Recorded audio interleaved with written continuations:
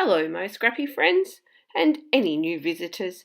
This is the second layout for the month of June using the kits from Kitaholic Kids, and it's all centered around this cute photo of my little friend Daisy.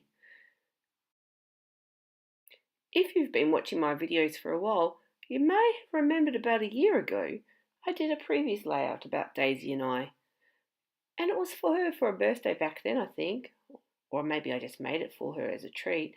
But anyway, I'm off to her birthday party, or her birthday dinner, I should say, soon, and I'm taking this layout as a little present for her. You see, Daisy's mum works with me at the school I work at, and Daisy and I have quite a special little relationship. She's a little bit quirky like me, and I love that about her. And when I sat down to do this layout, I was thinking, what could I do? And I spotted those thickers with their sparkly, awesome words, and I thought, oh, that's Daisy to a T. All right, how am I going to set this out? What am I going to do? And I didn't actually feel like doing my usual mixed media background. And then I spotted that washi book, and I thought, strips of that washi, that'd make a good background. Something that I don't often use is a lot of washi, and I've had those books before and they've just sat there and I've hardly used them. But I thought, no, this would actually be a really good way to use up that washi tape. So as you can see, a bit of fiddling around to begin with to get the first one level, and then they all just went on really easily and nice and straight. Then I pulled out the thickers, pulled off the words that I wanted, and as you can see, with a little bit of fiddling to make sure the letters are sitting the right way, I've got 4 nice sparkly teal words all about Daisy. One of the great benefits of scrapbooking from kids is that all the selections are made for you and everything coordinates with each other, especially using the kits from Kitaholic Kids. This is the case. So I got to this point and thought, okay, what am I going to do next? And looking to my my right, where all my supplies sit, I spotted this piece of pattern paper. And if you saw the first layout, you know how much I love this colour. Plus I also spotted a doily, and I thought, well, I need to just start building so that I can put the doily behind the photo and work from that.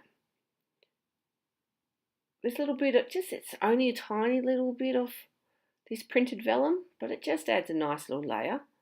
And then I thought, okay, a few more layers is needed. And I spotted this packaging, or the back of the packaging. I thought, oh, I like that soft teal colour or mint colour. So I've used that. And then I'm just going to pull out some more pattern papers and start building. Actually, I think this is the last pattern paper, but because I used down near the border, I've got 2 different colours. So as you can see, I usually just stick it on the full sheet, use scissors to cut it out, and then trim it down to the margin that I've wanted. And then from here to my left, you can see all the ephemera. Here it comes out. And I start going through it looking for things that I think we'll use. And I start building little clusters around my photo. Using these tags and the different pieces makes it quite easy to do this. When I spot a little hole at all, I will fill it in as well. I couldn't resist using that little umbrella, seeing as it's got daisies all over it. That was a little play on her name. This one here was just a little bit too tall, and it had a hole in it, and I didn't want to put any thread in it, and I don't like holes in tags unless there is some thread in it, so just trimmed that and added it behind. And as you can see here, I just don't like that little gap, and so I'm filling it in with other little pieces, and I just keep building and layering around. These little butterflies had just a little bit too much white around the edges of them, so I've gone and trimmed them. Haven't made you watch me do that, thankfully, but I've trimmed them all up just closer to the edges of the colour so there's not too much white around them. And like always, I want to build and make 3 groups for my cluster, or 3 clusters of embellishments. I think I'm going to make the third one there.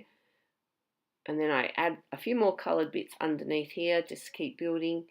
And I don't like the gap that I've created between Daisy's name and those layers. And luckily, there was a piece of chipboard sitting on my desk from a previous layout that I'd coloured in, and the colours went, and I thought it's just actually the right piece to fit in there.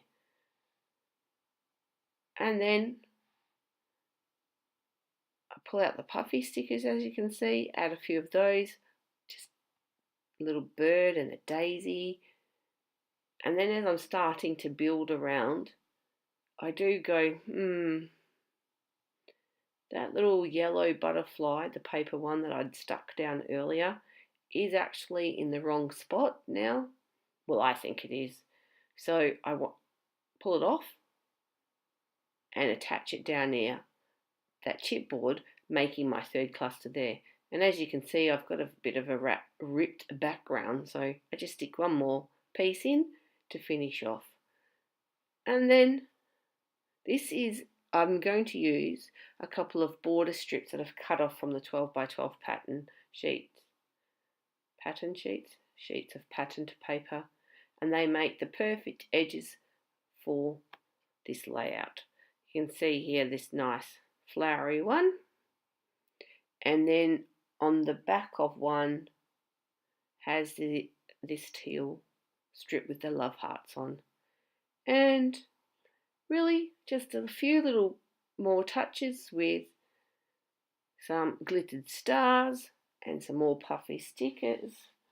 I think I put them on after I stopped filming actually, and that's it. Quite a quick, simple but colourful and effective layout. Thank you so much for watching. Don't forget to pop on over to Kitaholic Kits, and I'll see you next time. Bye!